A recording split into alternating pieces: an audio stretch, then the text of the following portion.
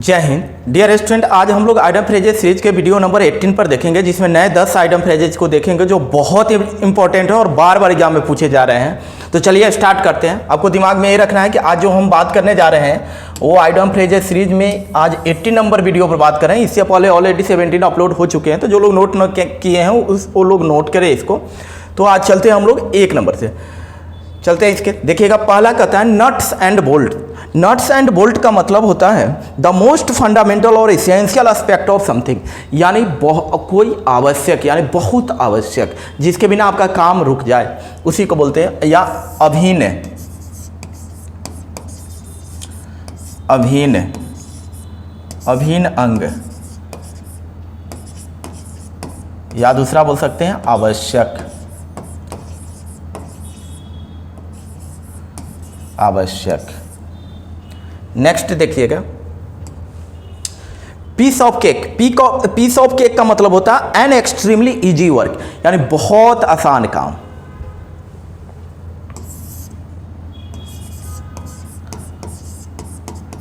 आसान काम। नेक्स्ट देखते हैं part and parcel. Part and parcel का मतलब होता है एन इसेंशियल और फंडामेंटल पार्ट ऑफ एस्पेक्ट। पहले भी देखे थे एक फर्स्ट नंबर को, ठीक वही मीनिंग अभी देता है। पार्ट एंड पार्सल का मतलब होता है अनएवॉइडेबल थिंग्स, ऐसी वस्तु जिसके बिना आप काम नहीं चला सकते हैं, यानी कोई काम का अभिन्न अंग है जिसके बिना आप काम नहीं कर सकते हैं, यानी इसी को तब दूसरा इसी को बोलेंगे हम लोग जरूरी। जरूरी या बोल सकते हैं अति आवश्यक। अति आवश्यक, या इसी को दूसरे ढंग से इंग्लिश में बोल सकते हैं unavoidable.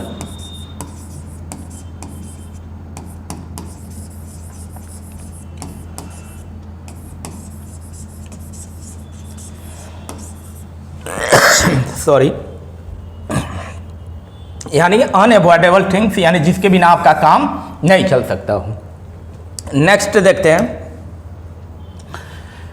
Sacred cow. Sacred cow का मतलब होता है ए पर्सन और थिंग, कोई व्यक्ति या वस्तु बियॉन्ड क्रिटिसिज्म, जिसकी निंदा से परे हो, यानी जिसकी निंदा किया ही नहीं जा सकता हो, और क्वेश्चनिंग, जिस पर प्रश्न चिन्ह लगाया जा सके, ऐसा संभव ही नहीं जो प्रश्न चिन्ह या निंदा से परे हो। यानी कहने का मतलब है कि आप ऐसा कोई पवित्र है व्यक्ति या वस्तु जिस पर आप प्रश्न चिन्ह नहीं ठहरा कर सकते हैं या उसके बारे में आलोचना नहीं कर सकते, जो किया ही नहीं जा सके, तो उसी को बोलते हैं निंदा। निंदा या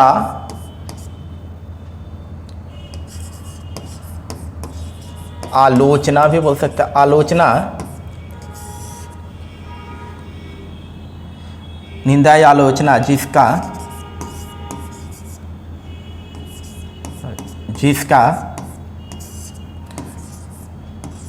नहीं किया जा सके, किया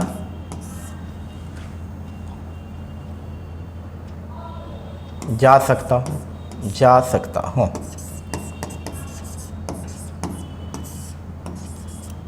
यानी दूसरा बोल सकते हैं पवित्र। पवित्र, प्योर बोल सकते हैं। नेक्स्ट देखते हैं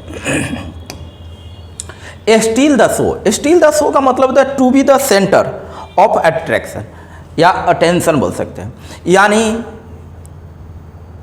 किसी बड़े शो हो रहे हैं और उस शो में कोई ऐसा व्यक्ति है जिस पर सबका निगाहें हैं, सबका नज़र है, सब जो है अपना अटेंशन ध्यान दे रहा है, तो ऐसे ही स्थिति में उस व्यक्ति के लिए बोला जाता है स्टील द शो, यानी प्रशंसा या आकर्षण का केंद्र होना, में होना।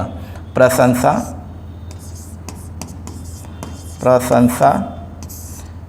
या आकर्षण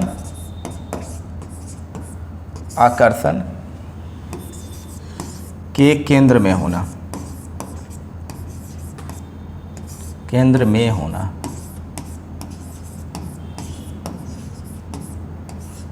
आकर्षण के केंद्र में होना।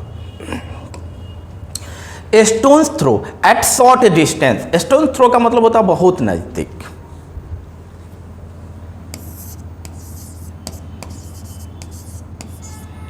बहुत नजदीक, बहुत नजदीक। Take to heart. Take to heart का मतलब देखिए, टेक टू हर्ट मतलब दिल से लेना। मतलब कहने का मतलब है to treat something as significant, मतलब किसी भी चीज को या किसी भी बात को गंभीरता से विचार करना, पर विचार करना, तो उसी को बोलते हैं किसी भी चीज पर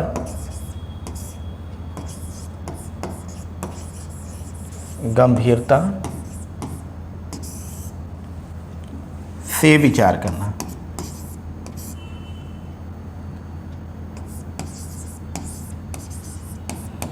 विचार करना।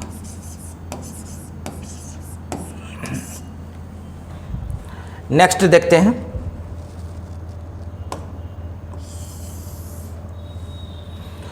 Under fire. अंडर फायर का मतलब होता है फेसिंग क्रिटिसिज्म फॉर समथिंग, मतलब कोई ऐसा काम कर लिए जिसके कारण आप क्या कर रहे हैं, निंदा की सामना करना पड़ रहा है, यानी आलोचना का सामना करना पड़ रहा है, यानी आलोचना के केंद्र में होना। तो अंडर फायर का मतलब होता है आलोचना के केंद्र में होना।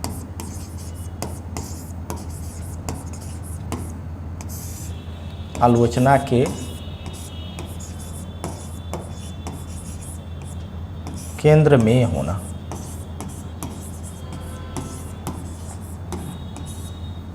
नेक्स्ट देखते हैं, vent the spleen to voice one's anger, यानी अपनी नाराजगी व्यक्त करना है। इसका मतलब होता है अपनी नाराजगी व्यक्त करना।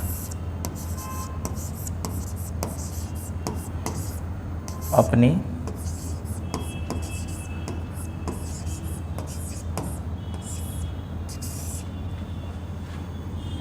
जाहिर करना भी लिख सकते हैं।